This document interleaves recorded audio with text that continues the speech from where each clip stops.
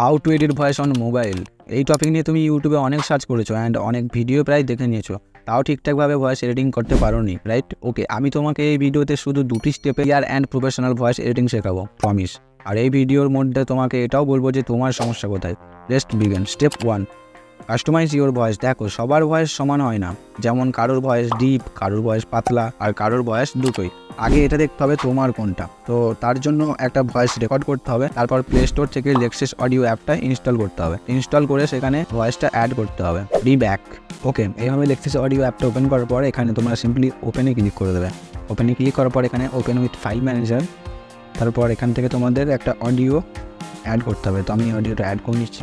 তো সিম্পলি এরকমভাবে অডিওটা অ্যাড করার পর তারপর তোমাদেরকে এখানে থ্রি ডটে ক্লিক করতে হবে। থ্রি ডটে ক্লিক করার পর এখানে ইফেক্টে যেতে হবে। অ্যান্ড ইফেক্টে যাওয়ার পর তোমার এখান থেকে নয়েজ রিডাকশনে যাবে। তো এখানে দেখো, প্রসেসটা বুঝে নাও তাহলে হবে। স্ট্র্যাটেজি বুঝে গেলে সবই সম্ভব। প্রথমে যে লাইনটা আছে এটা তোমরা যত সামনের দিকে মুভ করবে তত তোমাদের ভয়েসটা কাটা কাটা আসবে। তোমরা প্লে করে দেখে নিতে পারো, বাট আমি প্লে করতে পারছি না। তো এটা তোমরা এখান থেকে, আমার তো মনে হয় এখান থেকে তোমরা জাস্ট 50 করে নেবে, -50। অ্যান্ড নিচেরগুলো যেমনকার তেমন রেখে দেবে, কারণ ওগুলো ঘাটাঘাটি করলে ভয়েসটা কেটে যাবে বেশি। ওকে, তারপর এখান থেকে তোমরা অ্যাপ্লাই ক্লিক করে দেবে।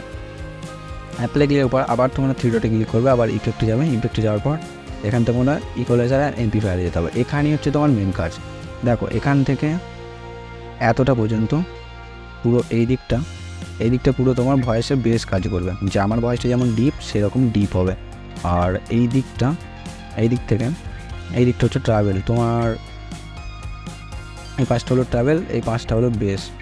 তুমি এগুলোকে যেমনভাবে এখানে সেট করবে তোমার ভয়েস অনুযায়ী, সেরকমভাবে এখানে ট্রাভেল অ্যান্ড বেস ইনক্রিজ হবে। আবার ইফেক্টে ক্লিক করে দেবে। থ্রি ডটে ক্লিক করে ইফেক্টে ক্লিক করার পর এখান থেকে তোমরা এটাকে জাস্ট এখান থেকে নর্মালাইজ করে দেবে। এটা নর্মালাইজ হয়ে যাওয়ার পর এখান থেকে তোমরা এখান থেকে এটা সেভ করে নেবে। তো আমি জাস্ট এখন দেখানোর জন্য সেভ করছি না। তো এখানটার মোটামুটি কাজটা শেষ হয়ে যাওয়ার পর তোমরা আবার চলে যাবে ক্রোম ব্রাউজারে, সার্চ করবে অ্যাডোবি পডকাস্ট। এটা লিখে সার্চ করবে, তারপর এখান থেকে গো, তারপর এভাবে একটু লোডিং নেবে। জাস্ট আমার নেটওয়ার্ক প্রবলেম। তারপর এখান থেকে ফার্স্ট লিঙ্কে তোমরা ক্লিক করে দেবে।